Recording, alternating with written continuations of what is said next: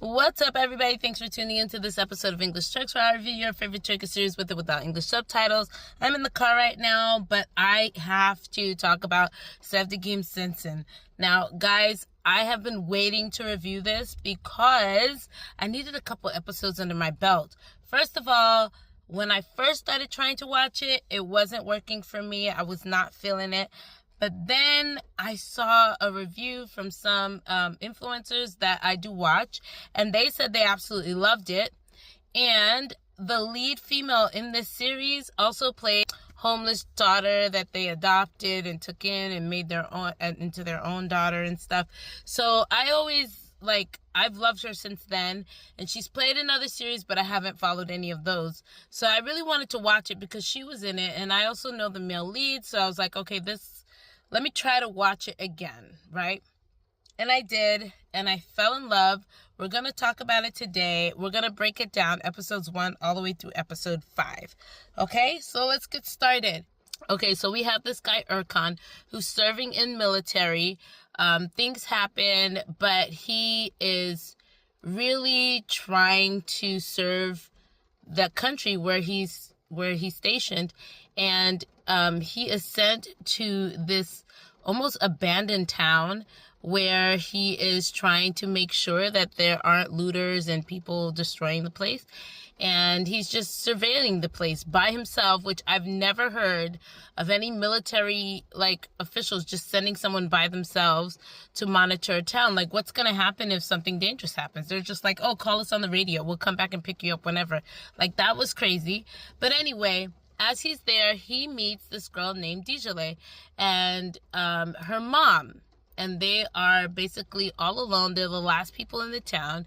Dijale doesn't want to leave the town. Everybody else has vacated, but Dijale doesn't want to leave because her mom is sick and unable to move. So she's there. Erkan befriends her and tries to do his best to help them repair the roof, doing all these kind of things just to help them. She, in turn, makes food for him. Then some looters do come along, and they get into a gunfight. Erkan ends up getting shot, and Dijale, in order to protect Erkan, leaves with the looters. And Erkan is in the house. He eventually is able to radio for help, and he gets rescued. Dijale, who was kidnapped by these looters, she ends up escaping, thank God, because Erkan reported her, and so they went and looked for her, and they found her, and then she was saved. But she does have two brothers who are very traditional, and they have issues with the fact that she was alone with these men, and so her honor to them has been tainted. So their solution to her tainted honor is to kill her because, it's to protect the honor of the family. Well, Erkan finds out about this, and he decides to marry Dijale in order to protect her and prevent her brothers from killing her. The brothers agree.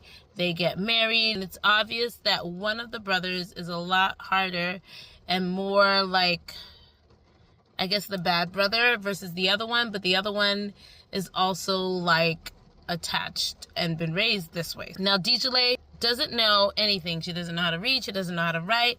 All she knows is what she's been told, and she's basically been raised as a servant, almost, because she's had to take care of her mother, to cook and serve for her brothers. So Dijale and Erkan get married. Erkan's thinking, hey, I'm just going to marry this girl. I'll leave her here. We'll eventually get divorced. Her brothers will leave her alone, and they'll forget about her. But the brothers do not. They are literally trailing this girl. So Erkan ends up taking her back with him to Istanbul or wherever his family is, and turns out that Erkan's super wealthy and his family has money and they own a company, but the family has plans for Erkan. They actually didn't want Erkan to go and serve, but because Erkan insisted, they allowed him to, because I guess he had to do his service anyway, but he could have gotten out of it. And the thing is, the family needs to save the company. Actually, the dad needs to save the company. So in order for him to save the company, he needs Erkan to take over the company. And he does have an older son. However, the older son is dealing with epilepsy. So he can't be the leader. And then he also has an older daughter. But that daughter is a female, and he's a traditional kind of man. So he's like, well, you can't be the leader because you're female, and you can't be the leader because you have epilepsy. So it leaves it to Erkan. And in order, and so Erkan will have to take over the company, lead the company, but also at the same time has to marry his ex-girlfriend, who he doesn't even really like anymore. But because the ex-girlfriend's family is also wealthy, the girlfriend's dad has investment into the company. Through this marriage, they're going to give Assad money to help bail the company out, because the company needs money to be bailed out. Now, the ex-girlfriend, like Erkan has been cut her off, doesn't want really anything to do with her, but now he's forced to marry her, right? So when he brings Dijale, the family finds out that he married her. These people are so freaking cruel. Like, especially the mother. She is cruelty upon cruelty. First of all, your son comes home and tells you, this girl literally saved my life, so I return the favor by saving her life, but we're not really married. And you still treat her like garbage. You lock her inside of a room, and even the servant is like being nasty to her, and it's so unnecessarily cruel. The sister was like snatched the wedding dress out of the bag. Like, it was so much cruelty in that family that it made no sense. Like, how are you all evil, and where does Erkan play into this matter? Now, as Erkan is readjusting to life, he keeps like remembering and forgetting that Dijale is there, but the family treats Dijale like garbage. He decides to take Dijale out of the house, move her into another house. He doesn't want to marry the girl. He doesn't want to do anything with the ex-girlfriend, doesn't really want to take over the company, doesn't want to do any of that. So he kind of walks away from the family. So his dad, Assad, tries to figure out how to get him back. And the mother thinks that Dijale has influence over her son, so she wants to get rid of Dijale. So the mother goes to her ex-boyfriend, which is crazy, goes to her ex-boyfriend and asks him to help her find Dijale's brothers, to bring Dijale's brothers to Istanbul. And then the dad lies and says that Erkan was stealing from the company, so they freeze all Erkan's assets, because Erkan had enough to survive on his own. He did not need his family or their company or anything like that. And he was willing to take care of Dijale and do what he needed to get Dijale on the right track, learn to read, learn to write, build her own life. Because at this point, he's not seeing her as really like a girlfriend or a real wife or anything like that. He has no romantic feelings towards her, at least in his mind. One thing I love about like his relationship with Dijale is that when he was in the village with her, she cooked him some like pan bread thing. He ate it. Like, in my head, I was like, oh my gosh, you're just eating in this dusty area. You don't know if this stuff is clean or whatever. But he ate it and he loved it. When he had to spend 2 more weeks over there and she was one of his students, she cooked for him. He loved it. He always loves what she cooks. And I think that's the way to a man's heart. It's through his stomach, they always say. But that was like a connection that they had. So anyway, Dijale is still being treated poorly. Her brothers come into town. They hunt her down. They're about ready to kill her. But then they approach Erkan because they're hearing all these things about Erkan, you know, possibly doing something else, like having another girlfriend, doing all these things.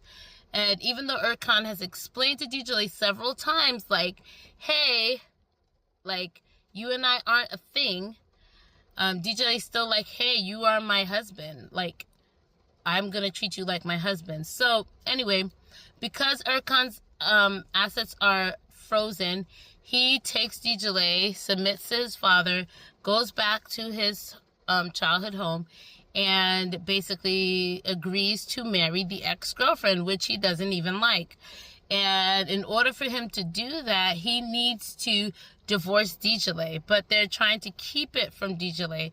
The mom, again, being the evil woman that she is, help me, Lord, she is so wicked. She locks Dijale in the barn for the night. Like, I mean, you cannot be that cruel. And Erkan is so displaced, he doesn't even realize that this girl was sleeping in the barn all night until the next day. Like, it's crazy. But then, because she can't read or write, Erkan's like, hey, I need you to sign a sheet of paper, and she fully trusts him, so she puts her fingerprint to the paper, not knowing that it's divorce papers, and it takes 30 days for these divorce papers to go through. Now, the ex-girlfriend has a lot of insecurities. She knows that Erkan doesn't want anything to do with her, and she keeps living on this hope that he'll eventually fall in love with her, and she is actually utilizing this fact that his family needs money to her advantage to still be with Erkan, even though her mother's telling her, like, this man doesn't want you, you need to let it go. But she has issues of her own.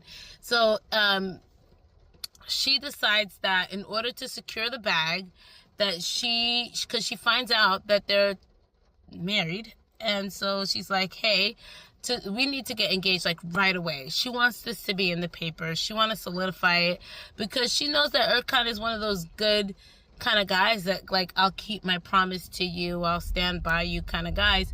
So she's using that again to her advantage. And so DJ just realizes that Erkan tricked her into divorcing him so that he can marry this girl.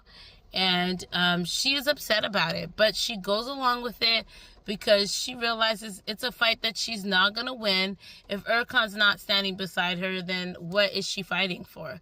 So she decides to go along with it. She gives this speech about, the kind of place she's raised in, and, the fact that her sister died, and Erkan coming in to save her was a blessing. And so she becomes, the town sweetheart where Erkan is, and Erkan realizes, like, OMG, like, this girl means something to me, but he doesn't know what yet, right?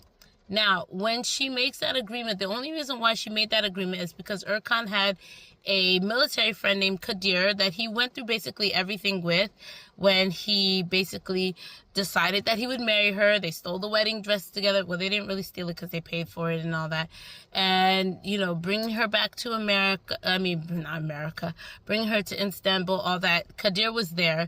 So DJ has become well known with Kadir. And also she had, like, this fainting thing because she hadn't eaten in a while and all that, and Kadir's the one that took her to the hospital, kept it away from Erkan, so Erkan still doesn't know that she went to the hospital with him.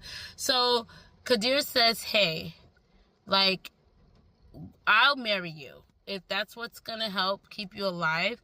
And since Erkan is insistent about marrying this other girl, I'll marry you once you get divorced. So then DJ ends up telling Erkan, like, you think that you'll still have to take care of me, but really you won't, because once we get divorced, I'm going to marry Kadir.